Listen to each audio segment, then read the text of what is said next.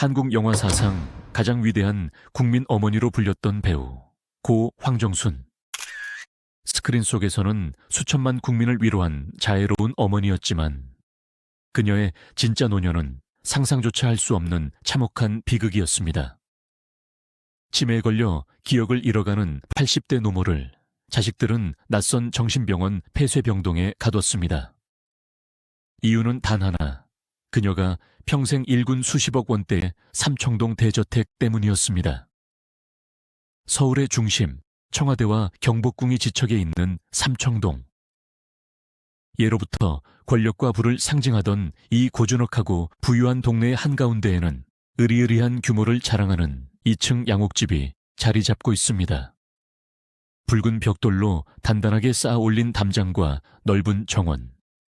세월의 덮개가 내려앉은 고풍스러운 대문은 이 집의 주인이 얼마나 오랜 시간 동안 확고한 부와 명예를 누려왔는지를 말해주는 듯합니다. 이곳이 바로 배우 황정순이 수십 년간 거주하며 자신의 온 생애를 바쳐 일구어낸 삶의 터전이자 그녀가 그토록 지키고자 했던 가족의 보금자리였습니다. 한때 이 삼청동 저택은 한국 영화계의 살아있는 역사 그 자체였습니다.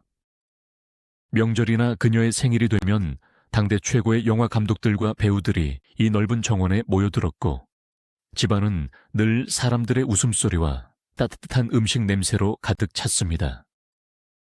거실 벽면을 가득 채운 수많은 트로피와 훈장들은 그녀가 걸어온 영광스러운 발자취를 증명하고 있었고 그녀는 이 견고한 성 안에서 대배우로서 그리고 한 가정의 인자한 어머니로서 완벽한 삶을 완성한 것처럼 보였습니다. 하지만 2014년의 어느 추운 겨울날 우리가 마주한 이 저택의 풍경은 참혹했습니다. 주인을 잃은 대저택은 흉가처럼 섬뜩한 침묵에 잠겨 있었습니다. 정성껏 가꾸어지던 정원의 나무들은 앙상한 가지를 드러낸 채 방치되어 있었고 사람의 온기가 사라진 거실에는 뽀얀 먼지만이 무심하게 내려앉아 있었습니다.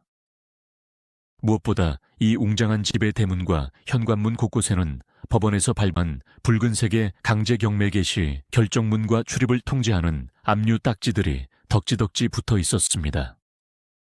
평생을 바쳐 헌신한 국민 어머니의 숭고한 안식처가 누군가의 채무관계를 증명하는 차가운 종이 쪼가리들에 의해 철저하게 짓밟혀 있었던 것입니다.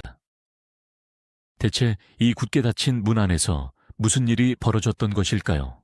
어떻게 수백억 원의 가치를 지닌 이 대저택이 한순간에 가족들의 피 튀기는 전쟁터로 전락해버린 것일까요? 진실은 스크린 속의 따뜻한 이야기보다 훨씬 더 차갑고 날카로웠습니다. 평생 카메라 앞에서 자식들을 위해 눈물을 흘렸던 황정순의 마지막은 자신이 평생을 바쳐 키워낸 가족들에 의해 철저하게 기만당한 시간이었습니다. 그녀가 89세의 나이로 세상을 떠나기 직전 이 웅장한 집의 진정한 주인이었던 그녀는 정작 이 집에 머물지 못했습니다.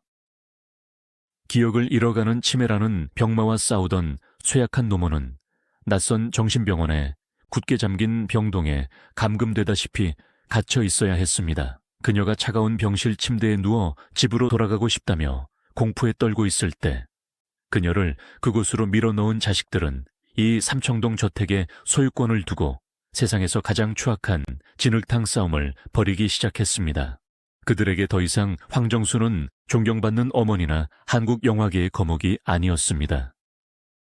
오직 약 80억 원 가치의 부동산을 손에 쥐고 있는 속히 숨을 거두어 주어야만 하는 탐욕의 대상일 뿐이었습니다. 어머니의 숨이 멎기만을 기다렸다는 듯 그녀의 죽음 직후 자식들은 서로의 등에 칼을 꽂으며 법정으로 달려갔습니다. 언론을 통해 공개된 이 명문가의 민낯은 온 국민을 경악하게 만들었습니다.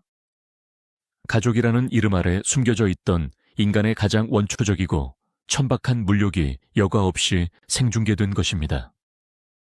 평생을 희생의 아이콘으로 살았던 그녀의 장례식장에는 진정한 애도의 눈물 대신 상속 지분을 계산하는 계산기의 서늘한 소리만이 맴돌았습니다. 이것은 단순히 한 유명 여배우가 겪은 노년의 불행에 관한 이야기가 아닙니다. 이것은 피 한 방울 섞이지 않은 가족을 완벽하게 품어 안으려 했던 한 여인의 지독한 환상에 대한 이야기이며, 동시에 돈이라는 거대한 괴물 앞에서 혈연과 가족애라는 도덕적 가치가 얼마나 무력하게 부서질 수 있는지를 보여주는 섬뜩한 인간성에 대한 고발입니다. 스크린 위에서 황정수는 언제나 완벽한 생명력을 잉태하는 돼지 같은 존재였습니다. 그녀가 앞치마를 두르고 밥을 짓는 장면 하나만으로도 관객들은 넉넉한 고향의 품을 느꼈고, 자식들을 위해 억척스럽게 생활 전선에 뛰어드는 모습에서는 강인한 한국의 어머니상을 보았습니다. 1960년대, 전후에 가난과 절망이 온 나라를 짓누르던 시절, 사람들에게 위안을 주었던 것은 이념도 정치도 아닌 바로 가정을 지켜내는 굳건한 어머니의 모습이었습니다. 황정수는 그 시대가 요구하는 가장 이상적인 어머니의 초상을 완벽하게 연기해냈습니다. 영화 속 그녀의 치맛자락에는 늘 대여섯 명의 자식들이 매달려 있었고, 그녀의 품은 세상 그 어떤 풍파도 막아낼 수 있을 만큼 넓고 따뜻해 보였습니다. 스크린 속 완벽한 어머니였던 황정순에게는 평생 안고 살아야 했던 서늘한 결핍이 있었습니다. 바로 배 아파 낳은 친자식이 단 한 명도 없다는 사실이었습니다. 그녀는 남편이 전처와 낳은 새 아이를 기꺼이 품으며 오직 자신의 희생만으로 혈연을 뛰어넘는 완벽한 가족을 완성하려 했습니다.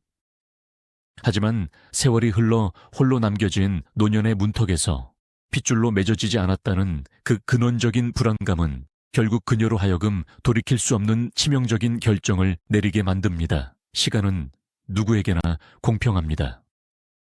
스크린 위에서 영원히 늙지 않을 것 같던 국민 어머니에게도 예외 없이 노년의 그림자가 드리워졌습니다. 남편 이혜윤이 먼저 세상을 떠나고 장성한 의붓자식들은 각자의 가정을 꾸려 삼청동 저택을 떠났습니다. 한때 수많은 사람들의 온기와 웃음소리로 가득 찼던 거대한 저택에는 이제 깊은 정막만이 감돌았습니다.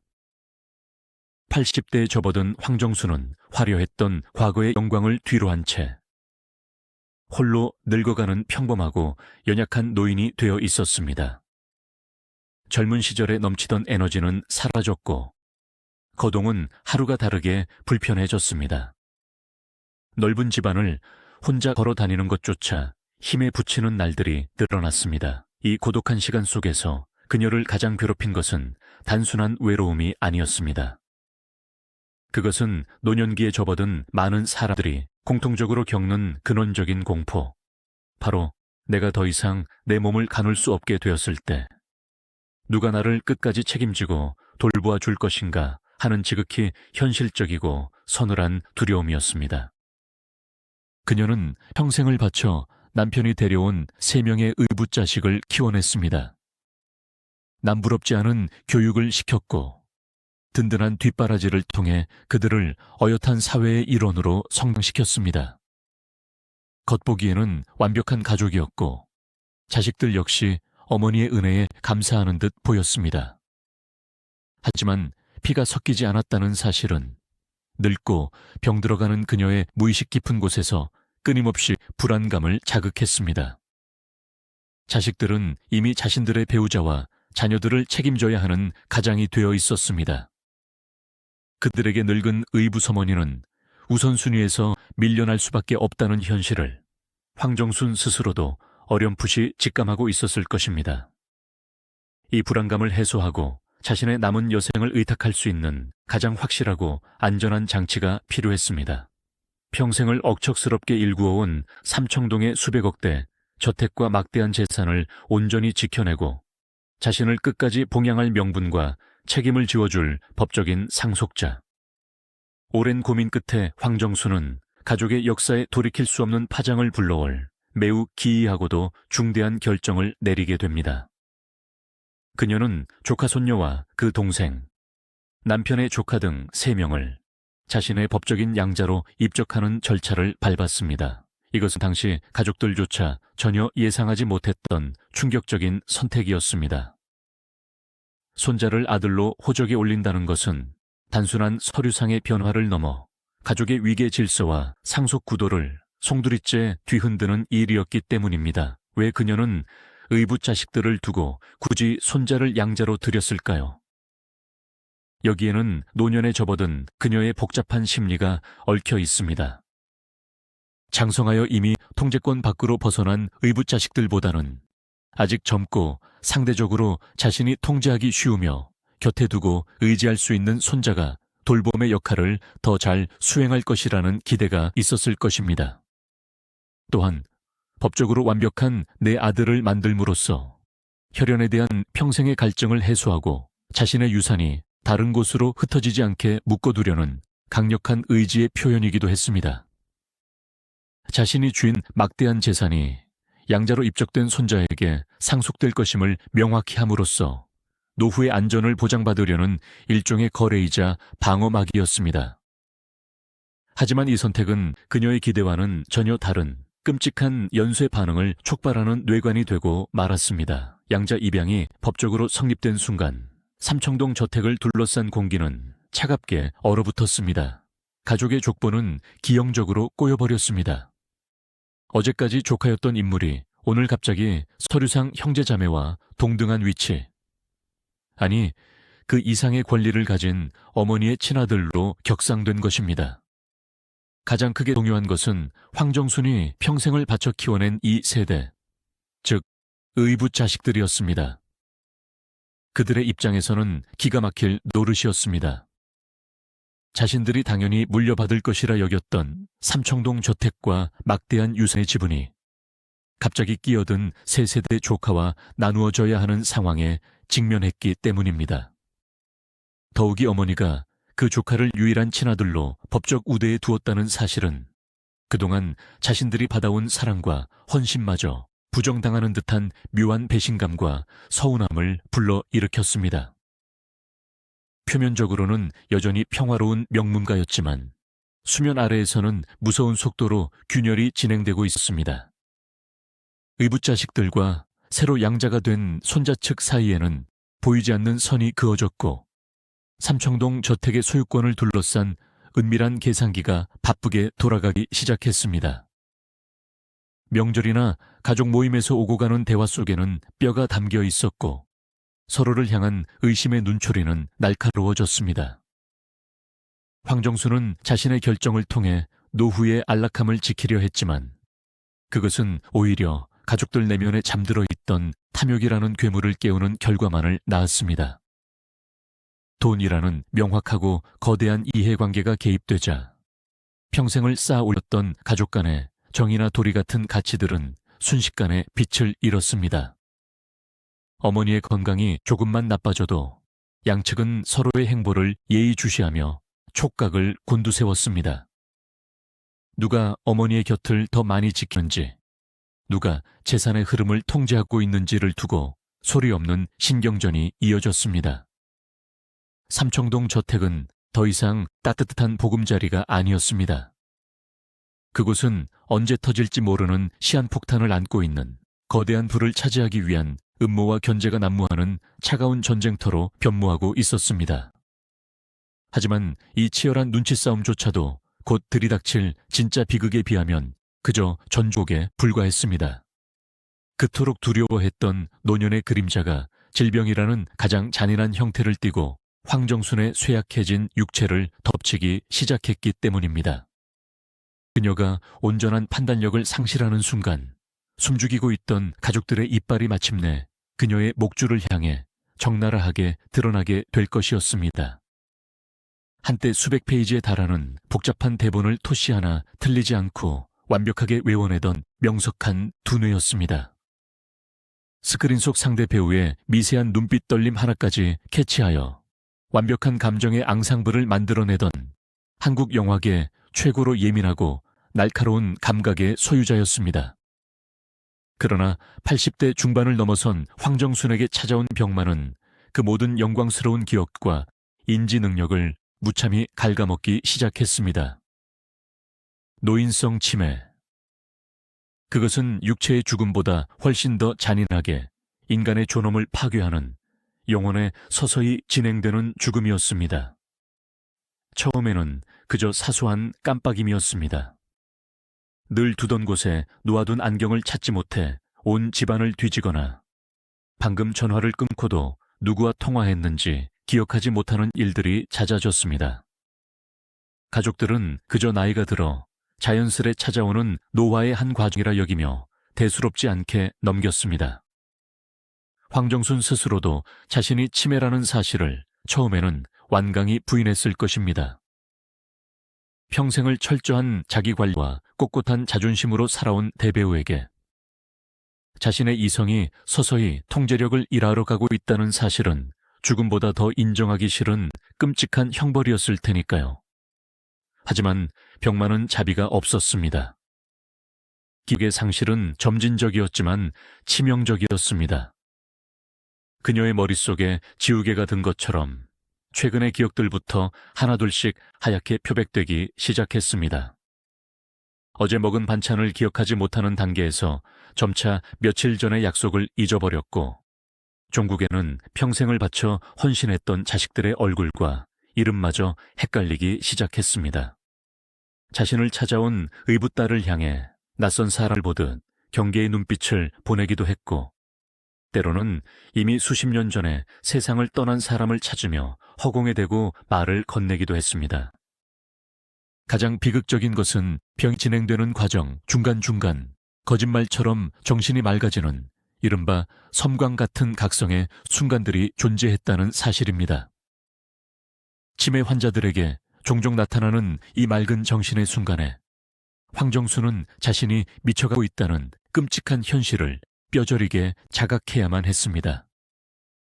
자신이 금방 전까지 자식들에게 무슨 억지를 부렸는지, 얼마나 바보 같은 행동을 했는지 깨닫을 때 몰려오는 수치심과 절망감, 넓고 고요한 삼청동 대저택의 안방에 홀로 앉아 자신이 통제할 수 없는 어둠 속으로 서서히 빨려 들어가고 있음을 느끼며 그녀가 홀로 흘렸을 눈물은 그 어떤 영화의 비극보다도 깊고 처절했을 것입니다. 치매는 단순히 기억만 앗아가는 것이 아니었습니다. 판단력과 감정 통제력마저 무너뜨렸습니다. 한없이 인자하고 우아했던 그녀의 성격은 병이 깊어질수록 어린아이처럼 변덕스럽고 때로는 공격적으로 변해갔습니다. 작은 일에도 불같이 화를 내거나 누군가 자신의 물건을 훔쳐갔다는 망상에 사로잡혀 밤새도록 집안을 배회하며 불안에 떨었습니다. 이러한 어머니의 변화는 삼청동 저택을 둘러싸고 이미 차가운 신경전을 벌이고 있던 자식들에게 아주 중요한 신호로 작용했습니다. 권력의 저울이 완전히 뒤집히는 결정적인 순간이 도래한 것입니다. 과거의 황정수는 가족 내에서 절대적인 권력을 쥔 여왕이었습니다. 수백억 원의 재산을 쥐고 있었고 맑은 정신과 카리스마로 집안의 기강을 틀어쥐고 있었습니다.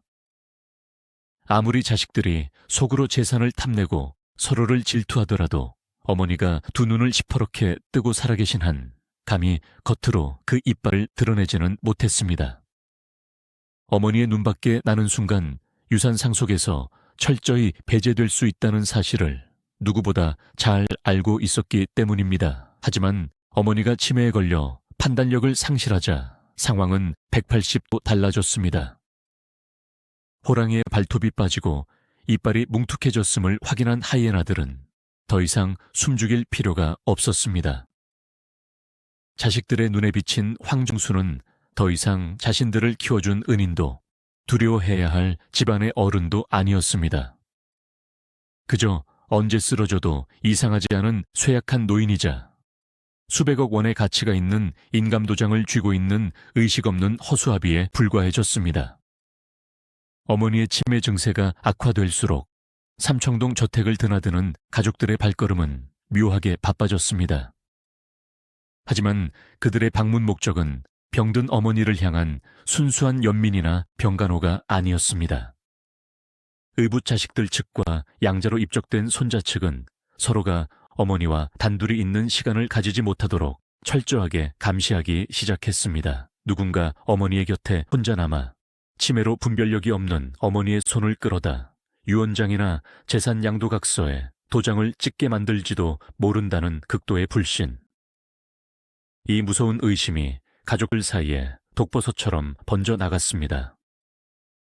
겉으로는 어머니의 건강을 걱정하는 척하며 침상 곁에 모여 앉아 있었지만 그들의 시선은 어머니의 창백한 얼굴이 아닌 서로의 움직임과 어머니의 방 한편에 놓인 금고를 향해 있었습니다.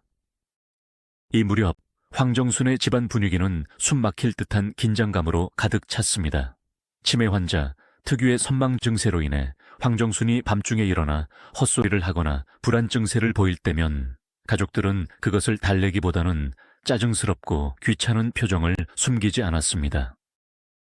대소변을 가리지 못하고 옷을 더럽힐 때, 한때 이 아이들의 똥기저귀를 군말 없이 빨아주었던 어머니를 향해 돌아온 것은 서늘한 외면과 한숨뿐이었습니다.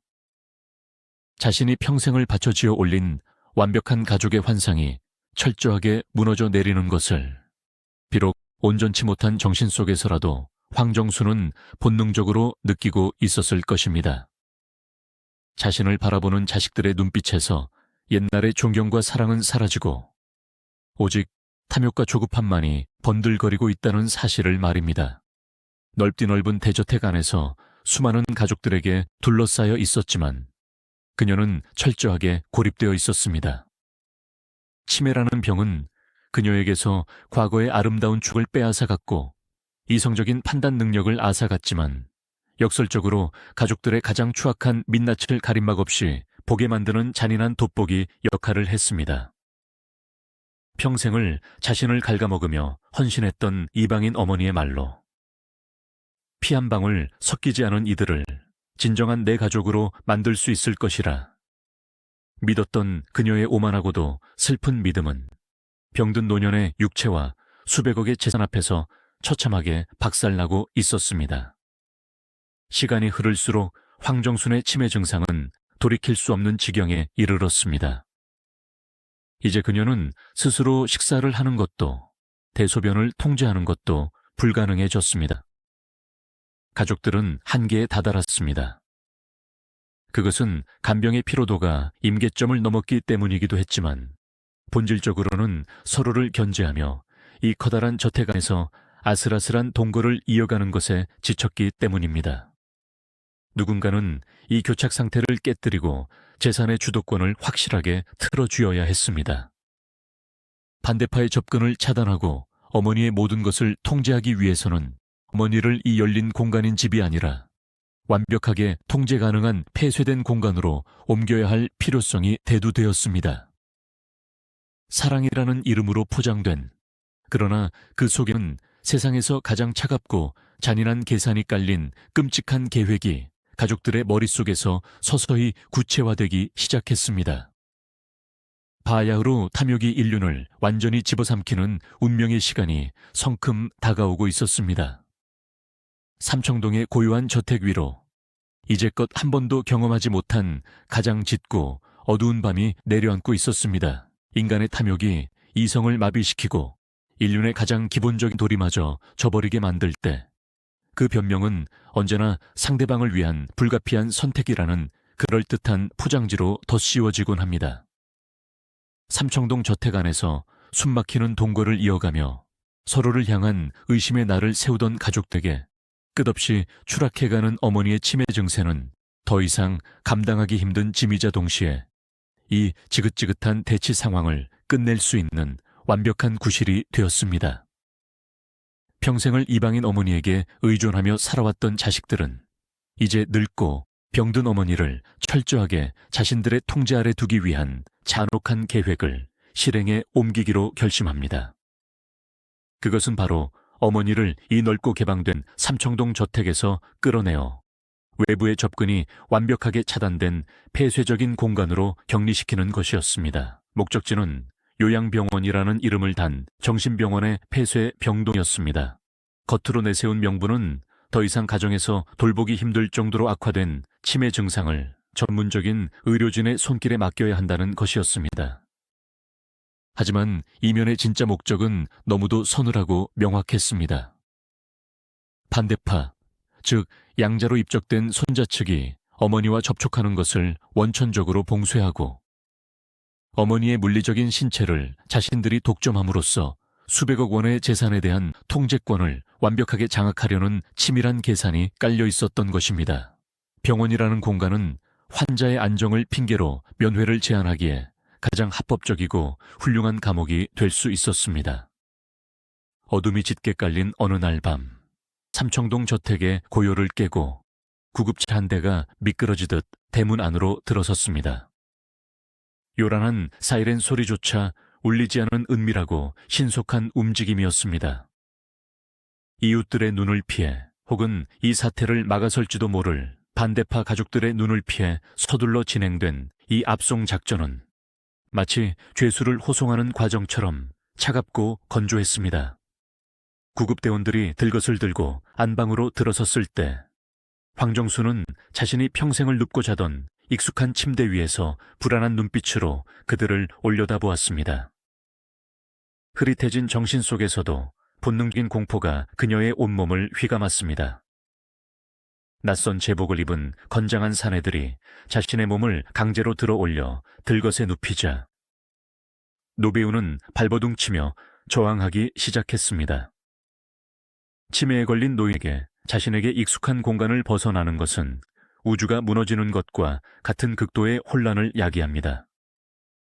수십 년간 자신의 손때가 묻은 가구들, 냄새, 벽지의 촉감만이 그녀가 세상과 연결된 유일하고도 안전한 끈이었습니다. 그 끈이 강제로 끊어지려 하는 순간 황정수는 가냘픈 목소리로 울부짖었습니다. 집에 있겠다고, 나는 아무데도 가지 않겠다고, 제발 나를 이 집에 그냥 두라고.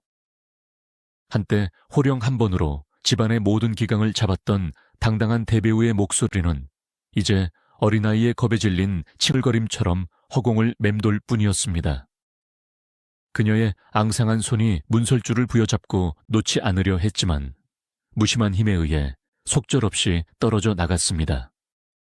이 처절한 저항 앞에서 그녀를 그곳으로 밀어넣은 자식들의 반응은 놀랍도록 냉담했습니다. 그들은 어머니의 눈을 똑바로 마주치지 못한 채 그저 어머니 병원에 가서 병 낫고 오셔야죠. 의사 선생님이 다 고쳐주실 거예요. 라는 영혼 없는 위로의 말만을 기계적으로 반복했습니다. 그 말 속에 담긴 거짓을 평생을 연기자로 살아온 황정순이 비록 치매로 이성이 마비된 상태라 할지라도 영혼의 가장 깊은 곳에서는 본능적으로 눈치채지 않았을까요? 자신을 바라보는 자식들의 눈빛에서 일말의 죄책감보다 하루빨리 이 귀찮은 상황을 끝내고 싶음 하는 조급함을 읽어낸 노모의 심정은 어떠했을지 감히 짐작조차 하기 어렵습니다. 들것에 실려 현관문을 나서는 순간 차가운 겨울밤의 공기가 그녀의 창백한 얼굴을 때렸습니다. 구급차의 차가운 철문이 닫히고 엔진이 굉음을 내며 시동을 걸 때 그녀는 멀어져가는 삼청동 저택의 불빛을 창문 너머로 하염없이 바라보았습니다. 자신이 피땀 흘려 벌어들인 돈으로 벽돌을 쌓고 피 한 방울 섞이지 않은 아이들을 품어 완벽한 가족의 성을 지어 올렸던 그 집. 그러나 이제 그 성은 탐욕스러운 자식들에 의해 점령당했고 정작 그 성의 여왕이었던 자신은 아무런 힘도 없는 노파가 되어 쫓겨나고 있었습니다. 그것은 자신이 일구어낸 세계로부터의 완벽한 추방이자 모성이라는 이름의 환상이 산산조각 나는 끔찍한 파멸의 순간이었습니다. 구급차가 도착한 곳은 도심 외곽의 한적한 요양병원이었습니다. 화려하고 아늑했던 그녀의 방과는 질적으로 다른 소독약 냄새가 코를 찌르고 하얀 형광등 불빛만이 서늘하게 내리쬐는 낯선 공간이었습니다. 2중 3중으로 잠금 장치가 되어 있는 폐쇄 병동의 육중한 철문이 날카로운 금속성 소리를 내며 닫히는 순간 황정수는 사회로부터 그리고 자신의 모든 과거로부터 철저하게 단절되었습니다. 환자복으로 갈아입혀진 채 좁고 딱딱한 병상에 눕혀진 그녀의 모습은 처연함을 넘어 참혹했습니다. 한국 영화사의 길이 남을 불세출의 스타이라 온 국민이 사랑했던 위대한 어머니는 이제 이름 대신 병상 번호로 불리며 폐회와 이상행동을 막기 위해 때로는 침대의 신체가 결박당해야 하는 비참한 처지로 전락했습니다. 그녀를 입원시킨 자식들은 병원 측에 엄격한 지시를 내렸습니다. 자신들의 허락 없이는 그 누구도, 특히 양자로 입적된 조카 측의 사람들은 절대 면회를 시켜서는 안 된다는 강력한 통제였습니다. 병원은 환자의 절대적인 안정이라는 의료적 명분을 내세워 이 지시를 충실히 이행했습니다. 면회 사절이라는 편말이 그녀의 병실 문 앞에 단호하게 내걸렸고, 철문 밖의 세상과 그녀를 이어주던 모든 통로는 차단되었습니다. 이로써 자식들의 잔혹한 1차 목표는 완벽하게 달성되었습니다. 어머니라는 가장 중요한 인질이자 열쇠를 자신들의 수중에 독점하는 데 성공한 것입니다.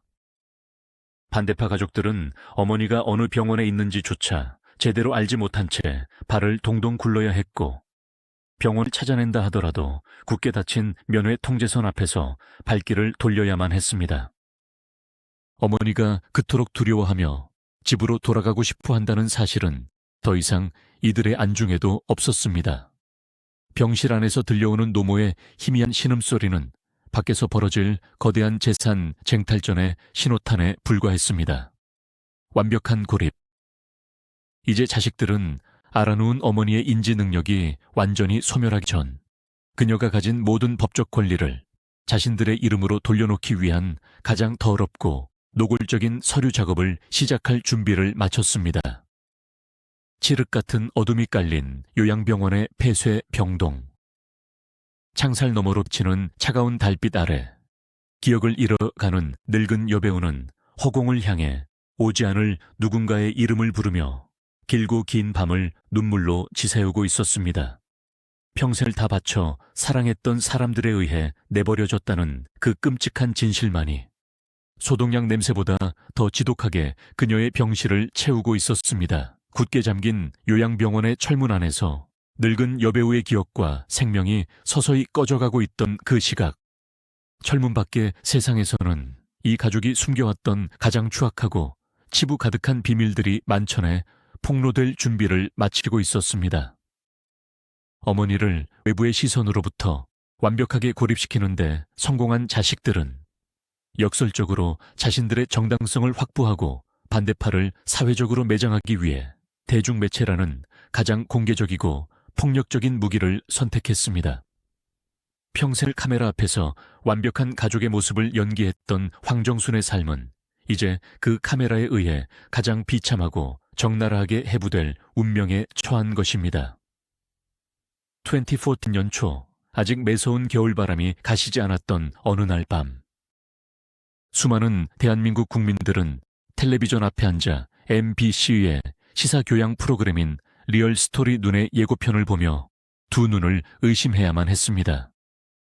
화면 속에 등장한 이름은 다름 아닌 한국 영화계의 살아있는 전설이자 모두의 어머니로 추앙받던 황정순이었습니다. 사람들은 을에 은퇴한 원로 배우의 평온한 노년 생활이나 그녀의 위대한 영희 인생을 조명하는 훈훈한 다큐멘터리일 것이라 짐작했습니다. 그러나 스피커를 통해 흘러나온 것은 아름다운 회고록이 아니라 서로를 향해 핏대를 세우며 고성을 지르는 가족들의 녹음 파일과 수백억 원의 재산을 둘러싼 납치극이라는 믿을 수 없는 단어들이었습니다. 방송에 막이 오르자 5천만 국민은 안방 1열에 앉아 한 명문가가 돈 앞에서 얼마나 밑바닥까지 추락할 수 있는지를 실시간으로 목격하게 되었습니다. 화면 속에는 삼청동 대저택의 소유권을 두고 치열한 전쟁을 벌이고 있는 두 진영, 즉 황정순이 평생을 바쳐 키워낸 의붓 자식들 측과 노년에 양자로 입적된 조카 측이 교대로 등장했습니다. 그들의 모습은 기괴할 정도로 모순적이었습니다.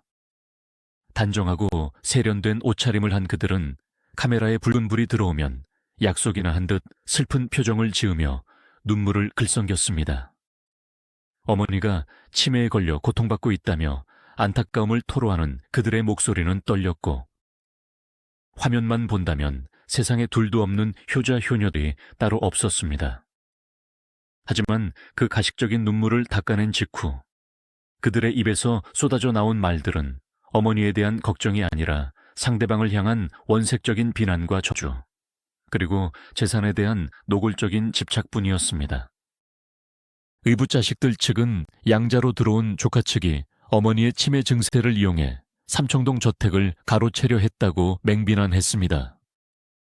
그들은 양자 측이 어머니를 속여 인감도장을 빼돌렸고 어머니의 통장에서 수십억 원의 현금을 무단으로 인출해 갔으며 심지어 자신들이 어머니를 만나지 못하도록 삼청동 저택의 자물쇠를 강제로 교체해버렸다고 주장했습니다. 그들의 논리에 따르면 자신들이 어머니를 정신병원에 입원시킨 것은 이 탐욕스러운 조카로부터 어머니의 안전과 남은 재산을 지키기 위한 불가피하고도 정당한 조치였습니다. 반면 양자 측의 방역도 만만치 않았습니다. 그들은 의붓 자식들이야말로 어머니의 재산을 노리고 멀쩡히 집에서 요양 중이던 어머니를 강제로 구급체 태워 정신병원에 납치하고 감금한 인면수심의 범죄자들이라고 맞섰습니다.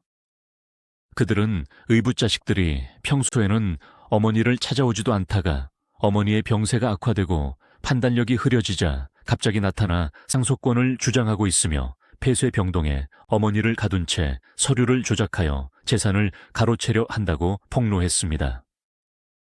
시청자들을 가장 경악하게 만든 것은 방송을 통해 여과 없이 공개된 그들의 통화 녹취록이었습니다. 교양 있고 점잖은 척하던 가족들은 전화기 너머로 서로를 향해 입에 담기조차 힘든 욕설과 폭언을 퍼부어대고 있었습니다. 그 집이 누구 돈으로 산 건데 네가 나서느냐. 법정에서 끝까지 가보자. 누가 이기나 보자며 악을 쓰는 목소리들. 그 이전 투구의 진흙탕 싸움 속에서 정작 병실에 갇혀 죽어가는 89 새노모의 안위나 존엄을 걱정하는 대화는 단 한마디도 찾아볼 수 없었습니다. 오직 삼청동 저택의 명의가 누구에게로 넘어갈 것인가, 그 수백억 원의 파일을 어떻게 나눌 것인가 하는 천박한 계산만이 오고 갈 뿐이었습니다. 이 방송은 대한민국 사회에 엄청난 파장을 불러일으켰습니다. 시청자들은 배신감과 충격을 금치 못했습니다. 스크린 속에서 10명의 자식들에게 자신의 모든 것을 내어주며 숭고한 희생을 보여주었던 국민 어머니가 현실에서는 자식들의 밥그릇 싸움에 희생되어 정신병원에 감금된 채 인민재판의 도마 위에 올려졌다는 사실은 커다란 사회적 트라우마를 안겼습니다. 무엇보다 사람들을 소름 돋게 만든 것은 이 끔찍한 폭로전을 주도한 가족들의 뻔뻔함이었습니다. 보통의 가족이라면 아무리 돈 문제로 앙숙이 되었다 하더라도 자신들이 평생을 의지하고 살아온 늙은 어머니의 치부를, 그것도 치매에 걸려 처참하게 무너져가는 모습을 전국 방방곡곡에 생중계하는 짓은 하지 않을 것입니다. 명문가로서의 최소한의 체면이나 가족의 명예, 아니 인간으로서의 알량한 수치심이라도 남아있었다면 그들은 이 싸움을 법정 안에서 조용히 끝내려 했을 것입니다. 하지만 수백억 원이라는 거대한 돈의 유혹은 그들이 평생 입고 있던 교양과 도덕이라는 얇은 가죽옷을 무참히 찢어버렸습니다. 그들은 방송국이라는 거대한 스피커를 이용해 상대방을 악마로 만들 수만 있다면 그 과정에서 어머니 황정순의 60년 명예가 진흙탕에 처박히든 말든 아무런 상관이 없었던 것입니다. 전국으로 송출되는 카메라 렌즈 앞에서 거짓 눈물을 흘리며 억울함을 호소하는 그들의 모습은 돈을 향한 인간의 탐욕이 부끄러움을 마비시킬 때 괴물로 변해가는 과정을 보여주는 가장 완벽하고도 섬뜩한 표본이었습니다. 방송이 나가는 내내 텔레비전 화면에는 황정순이 젊은 시절 영화 속에서 억척스럽게 자식들을 거두며 눈물 짓던 흑백의 명장면들이 교차로 편집되어 흘러나왔습니다. 자식을 위해 기꺼이 자신의 살점을 떼어주던 스크린 속 어머니의 거룩한 미소와 화면 밖에서 그 어머니의 피와 살을 뜯어먹기 위해 발악하는 현실 자식들의 탐욕스러운 얼굴. 이 극단적이고도 잔인한 대비는 보는 이들의 가슴을 먹먹하게 만들다 못해 끔찍한 구역질을 유발했습니다. 그녀가 한평생 뼈를 깎는 고통으로 쌓아 올렸던 완벽한 가족의 신화와 한국 영화계를 대표하는 국민 어머니라는 칭호는 그녀가 키워낸 자식들의 입을 통해 단 60분 만에 돌이킬 수 없는 오물통 속으로 처박히고 말았습니다. 이 소란스럽고 잔혹한 미디어의 인민 재판이 전국을 떠들썩하게 만들고 있던 그 순간, 이 모든 비극의 중심에 있는 황정수는 정작 아무것도 알지 못했습니다. 요양병원의 차갑고 좁은 폐쇄 병동, 텔레비전조차 없는 삭막한 병실에 갇힌 노배우는 멍한 눈으로 하얀 천장만을 바라보고 있었습니다. 자신의 이름이 온 국민의 입방에 오르내리고 자신이 그토록 사랑했던 자식들이 전 국민 앞에서 서로에게 오물을 투척하며 가문을 짓밟고 있다는 사실을 까마득히 모른 채 그녀는 그저 깊은 망각의 심연 속으로 속절없이 가라앉고 있었습니다. 가족의 존엄이 텔레비전 불빛 아래서 발가벗겨지고 유린당하던 그 밤, 그녀가 평생을 바쳐 사랑했던 핏줄 아닌 핏줄들은 병실에 누워 숨을 헐떡이는 어머니를 찾아와 따뜻한 손을 잡아주는 대신 각자의 변호사를 만나 어머니의 유언장을 어떻게 조작하고 뒤집을 것인지를 논의하기 위해 바쁘게 움직이고 있었습니다. 탐욕이라는 이름의 진짜 괴물은 아직 그 가장 치명적인 발톱을 다 드러내지도 않은 상태였습니다. 텔레비전 화면 안팎에서 가족들이 수백억 원의 재산을 두고 진흙탕 싸움을 벌이며 온 나라를 충격에 빠뜨리고 있던 그 시각, 모든 논란의 중심이자 비극의 당사자인 황정순의 시간은 요양병원의 폐쇄 병동 안에서 고요하고도 무겁게 정지되어 있었습니다. 바깥 세상의 소음이 철저히 차단된 하얀 병실. 그곳에는 화려했던 여배우의 과거도 헌신적인 어머니로서의 영광도 존재하지 않았습니다. 오직 생명의 끈을 힘겹게 붙들고 있는 AT9의 새의 노쇠한 육체와 치매라는 거대한 지우개에 의해 매일 조금씩 지워져가는 파편화된 기억들만이 유령처럼 부유하고 있을 뿐이었습니다. 하지만 이 고요한 병실은 결코 평화로운 안식처가 아니었습니다. 겉으로는 소독약 냄새가 진동하는 평범한 요양병원이었지만 그 안에서는 인간의 가장 잔혹하고 비열한 탐욕이 서류라는 합법적인 탈을 쓰고 노모의 숨통을 조이는 끔찍한 음모가 진행되고 있었습니다. 어머니를 폐쇄 병동에 입원시키고 외부인의 면회를 철저히 통제하는 데 성공한 자식들은 이제 본격적으로 재산의 소유권을 자신들의 이름으로 이전하기 위한 마지막 수순에 돌입했습니다.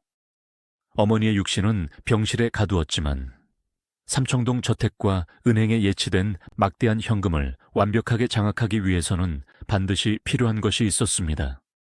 바로 어머니 황정순의 법적 동의였습니다. 치매에 걸려 인지 능력을 상실했다 하더라도 서류상 저택의 명의자이자 재산의 주인은 여전히 황정순이었기 때문입니다. 여기서부터 가족들의 행동은 단순한 불효를 넘어 섬뜩한 범죄의 영역으로 넘어가기 시작합니다. 그들은 어머니의 맑은 정신이 완전히 소멸하기를 기다렸다는 듯 변호사와 법무사를 동원해 치밀하게 작성된 각종 법적 서류들을 들고 병실을 은밀히 드나들기 시작했습니다. 그 서류 뭉치 속에는 삼청동 저택의 명의를 넘긴다는 재산증여 계약서, 모든 법적 권리를 위임한다는 포괄적 위임장, 그리고 반대파인 양자의 입양을 무효화하고 자신들에게 유리하게 재산을 분할한다는 내용이 담긴 유언장 등이 촘촘하게 섞여 있었습니다. 이 과정에서 벌어진 일들은 짐승의 약탈보다 더 교활하고 비인간적이었습니다. 상상해 보십시오. 병실 침대에 멍한 눈으로 누워있는 노모. 그녀는 자신이 누구인지, 눈앞에 서 있는 사람이 자신이 평생을 바쳐 키운 자식인지조차 제대로 알아보지 못합니다. 방금 밥을 먹었는지조차 기억하지 못하는 그 혼탁한 정신상태의 어머니에게 자식들은 빽하게 인쇄된 법률 용어들로 가득 찬 서류를 들이밀었습니다. 어머니, 이거 병원비 결제하는 서류예요. 여기 도장 하나만 찍으시면 돼요.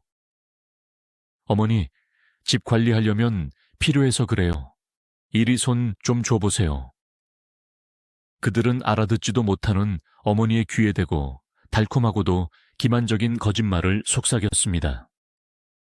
때로는 치매 특유의 선망 증세로 인해 불안해하며 서류를 밀쳐내는 어머니를 강압적으로 윽박지르거나 회유하기도 했을 것입니다. 가장 끔찍하고 뼈아픈 장면은 바로 지장을 찍는 순간이었습니다.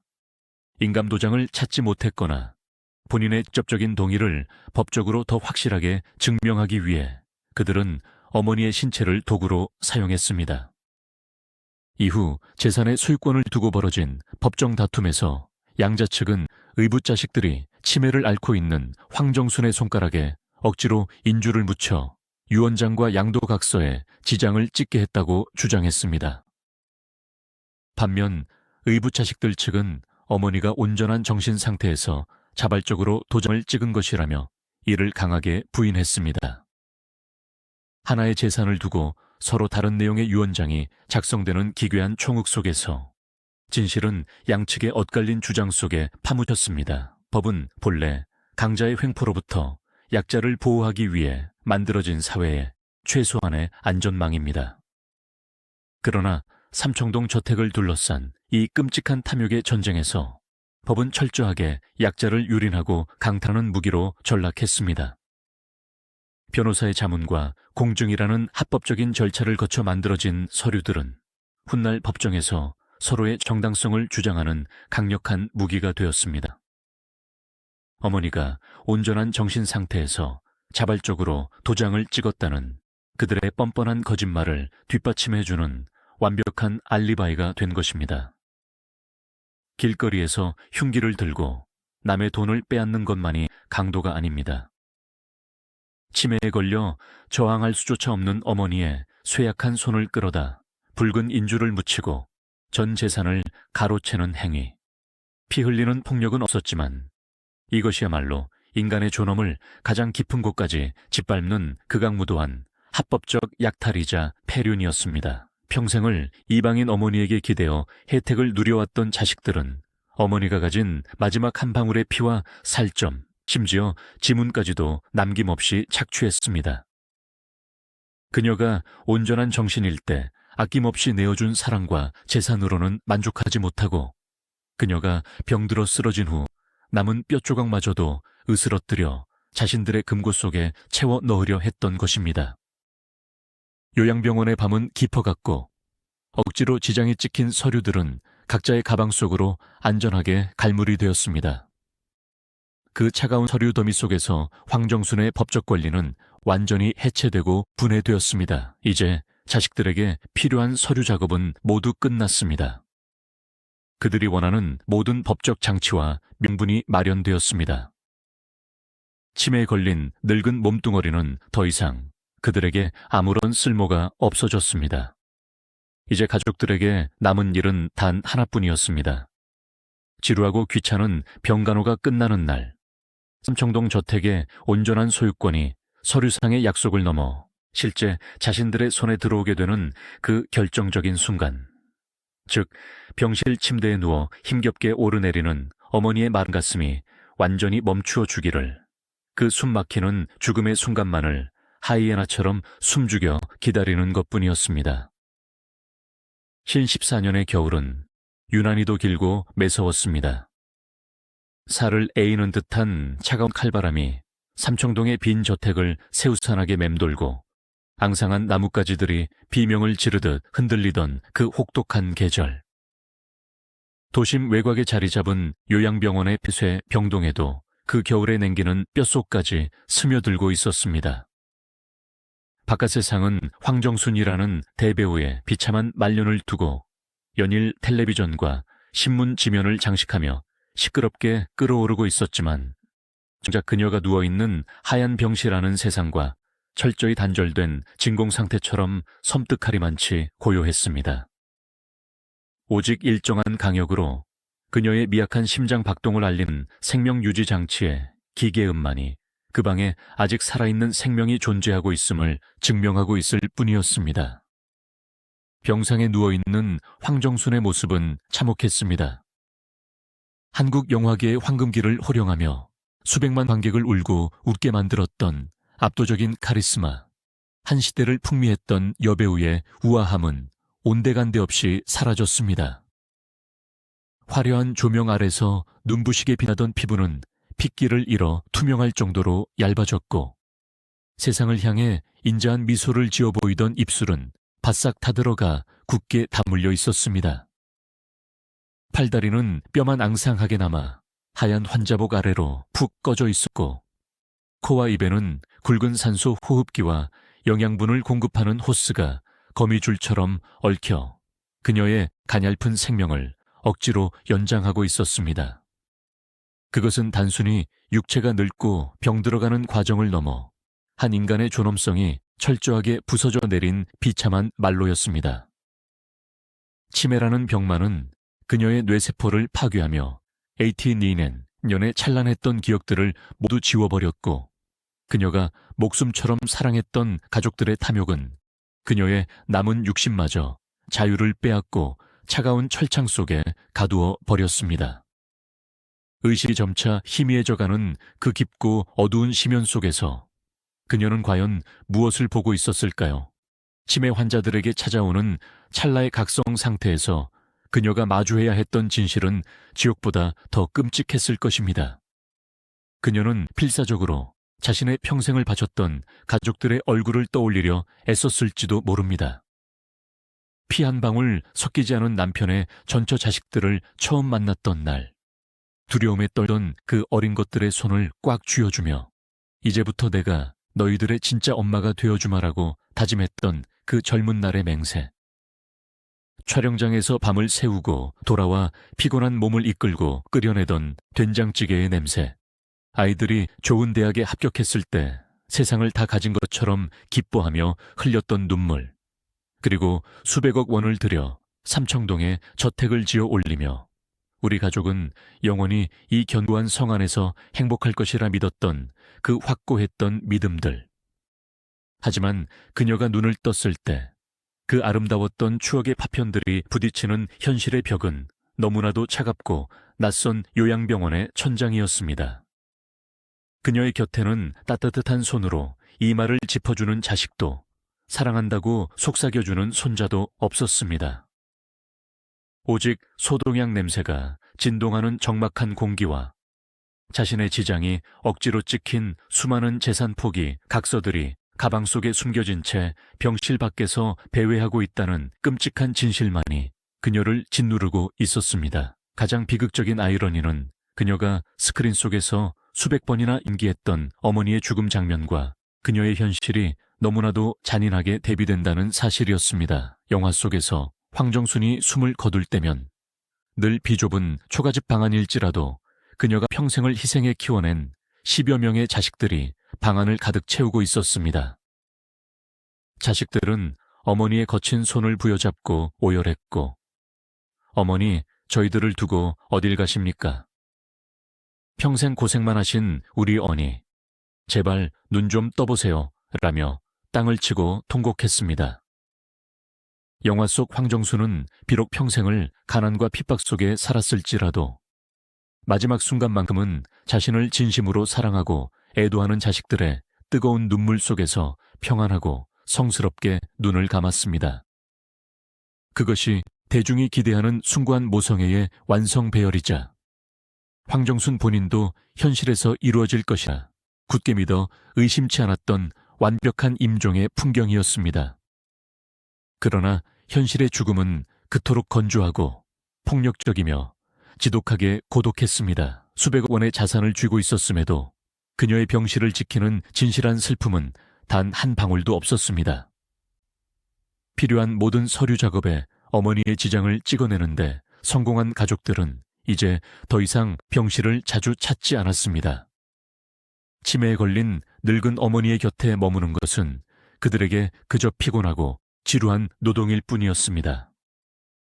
간혹 가족들이 병실을 찾아올 때면 그들의 시선은 어머니의 창백한 얼굴이 아닌 심장 박동 모니터의 불빛과 그래프를 향해 있었습니다. 그들의 머릿속에는 어머니가 얼마나 고통스러운지에 대한 연민이 아니라 상속세와 증여세율을 계산하는 복잡한 수식들이 맴돌고 있었을 것입니다. 서로가 선점한 유언장이 법적 효력을 갖기 위해서 반대파의 움직임을 어떻게 차단할 것인지, 어머니가 죽고 난 직후 법원에 가장 먼저 제출해야 할 서류가 무엇인지에 대한 차가운 계산만이 그들의 눈빛 속에서 번들거렸습니다. 어머니의 생명이 서서히 꺼져가는 그 절체절명의 시간은 가족들에게 슬픔의 시간이 아니라 재산 분할의 카운트다운에 불과했습니다. 그들은 겉으로는 슬픈 표정을 지었지만 속으로는 병상의 노모가 하루빨리, 아주 조용히, 그러나 확실하게 숨을 거두어 주기를 기다리고 있었습니다. 그래야만 이 지긋지긋한 눈치 싸움과 여론의 지탄을 끝내고 삼청동 저택의 등기부등본을 자신들의 이름으로 바꿀 수 있었기 때문입니다. 이 얼마나 처절하고 소름 돋는 풍경입니까? 자신이 온 생애를 바쳐 사랑했던 자식들이 자신이 죽기만을 기다리는 사신이 되어 침상 곁을 맴돌고 있는 현실.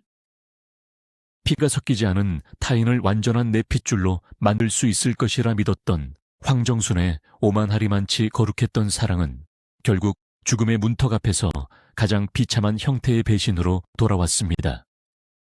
그녀가 쌓아 올린 모성의 성전은 한낱 약 80억 원 가치의 부동산을 덮어놓은 얇은 장막에 불과했고, 돈이라는 거대한 괴물 앞에서 그녀의 평생에 걸친 희생은 휴지 조각보다 못한 취급을 받았습니다. 2014년 2월 17일, 마침내 운명의 시간이 다가왔습니다. 병실 창밖으로 스며들던 차가운 겨울 햇살이 서서히 힘을 잃어가던 늦은 오후, 황정순의 가늘고 거칠었던 숨소리가 점차 잦아들기 시작했습니다. 생명 유지 장치의 그래프가 불규칙하게 요동치며 날카로운 경고음을 뱉어냈고, 당황한 의료진들이 병실로 뛰어들어와 심폐소생술을 시도했습니다. 하지만 이미 수명을 다한 낡은 시계추처럼 그녀의 심장은 더 이상 뛸 의지를 잃어버린 듯했습니다. 어쩌면 그녀 스스로가 이 지옥 같은 세상, 자신을 철저하게 기만하고 물어뜯은 가족들이 득실거리는 이 잔혹한 현실로부터 도망치고 싶어 스스로 호흡을 놓아버린 것은 아니었을까요? 의료진의 다급한 외침과 차가운 기계음만이 공허하게 울려 퍼지는 가운데 아무런 온기도 사랑의 속삭임도 없는 그 삭막한 병실에서 배우 황정순은 조용히 눈을 감았습니다. 향년 89세. 대한민국 영화 역사상 가장 위대한 발자취를 남겼고 온 국민의 가슴속에 따뜻한 어머니로 영원히 기억될 대배우의 마지막은 이토록 초라하고 쓸쓸했습니다. 마지막 순간 그녀의 손을 진심으로 따뜻하게 맞잡아준 사람은 아무도 없었습니다. 그녀의 귀에 대고 어머니 고생하셨습니다. 사랑합니다라고 울먹이며 말해주는 진짜 가족은 없었습니다. 심장 박동 모니터의 그래프가 마침내 일직선을 그리며 길고 날카로운 이 소리를 냈을 때 병실 안의 공기는 완전히 멈추어버린 듯했습니다. 그녀의 눈가에서 흘러내린 한 방울의 눈물은 채 식기도 전에 차가운 병실의 공기 속으로 말라붙었습니다. 그 눈물은 자신을 낳아준 친부모를 한 번도 가져보지 못한 채 남의 자식들을 키우며 평생을 외로움과 싸워야 했던 여인의 서러움이었을 것이고, 돈 앞에서 짐승처럼 변해버린 자식들을 향한 참담한 배신감이었을 것이며, 끝내 완성하지 못한 완벽한 가족이라는 환상에 대한 뼈아픈 후회였을 것입니다. 의사가 사망을 선고하는 순간 병실 밖 복도에서 대기하고 있던 가족들의 눈빛이 묘하게 번뜩였습니다. 그들의 눈시울은 붉어져 있었을지 모르나 그들의 가슴속 깊은 곳에서는 무거운 짐을 벗어던진 해방감과 함께 드디어 거대한 부를 차지할 수 있다는 잔혹한 환희가 피어오르고 있었을지도 모릅니다. 어머니의 육신이 하얀 천으로 덮여 연간실로 내려가는 차가운 엘리베이터에 실리는 순간에도 자식들의 머릿속은 이미 다음 단계의 시나리오를 쓰고 있었습니다. 누가 먼저 변호사에게 전화를 걸어 준비된 유언장을 집행할 것인가? 장례식장에 찾아올 수많은 기자들과 영화계 인사들 앞에서 어떻게 가장 완벽하고 슬픈 상주의 역할을 연기해 낼 것인가? 평생을 카메라 앞에서 남을 위해 눈물을 흘려주던 스크린의 성녀는 정작 자신이 죽어가는 순간 세상에서 가장 철저한 고독 속으로 내동댕이 쳐졌습니다. 그녀가 죽음을 맞이한 것은 단순히 육체의 호흡이 멈춘 물리적인 사건이 아니었습니다. 그것은 돈 앞에서 혈연이라는 껍데기조차 거추장스러워진 현대사회의 끔찍한 윤리적 붕괴이자 모성이라는 성형마저 자본의 논리 앞에 처참하게 유린당한 시대의 비극적인 상징이었습니다. 바깥 세상은 아직 차가운 한겨울이었습니다. 그녀의 굳어가는 육신 위로 세상의 모든 온기가 빠져나간 듯 2014년 2월 17일 황정순이 향년 89에 새로 세상을 떠나자마자 굳게 닫혀있던 가족들의 전쟁이 법정으로 옮겨 붙었습니다. 의붓 자식들은 양자 입양 무효 소송을 제기했고 양자 측 역시 맞소송으로 거세게 대응했습니다.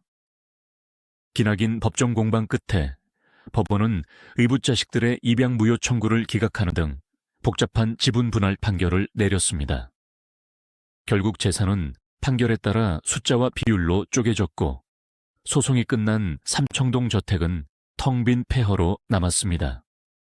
주인이 바뀐 저택을 정리하는 과정에서 고인이 60년간 쌓은 영화제, 트로피와 빛바랜 대본들은 쓰레기 봉투에 담겨 차가운 길거리에 버려졌습니다. 이 사건은 단순한 유족 간의 유산 다툼을 넘어 한국 사회에 깊은 트라우마를 남겼습니다. 1960 연대 한국인들이 굳게 믿고 의지했던 효라는 유교적 가치와 국민 어머니의 숭고한 희생정신이 자본주의의 거대한 물욕 앞에서 얼마나 무력하게 붕괴될 수 있는지를 여과 없이 보여준 사건이었기 때문입니다. 평생을 바쳐 일군 삼청동 저택의 불빛은 영원히 꺼졌습니다. 완벽한 가족을 꿈꿨던 위대한 배우의 마지막은 현대 사회가 직면한 가족의 해체와 물질 만능주의의 어두운 이면을 묻는 서늘하고도 뼈아픈 유산으로 남아 있습니다.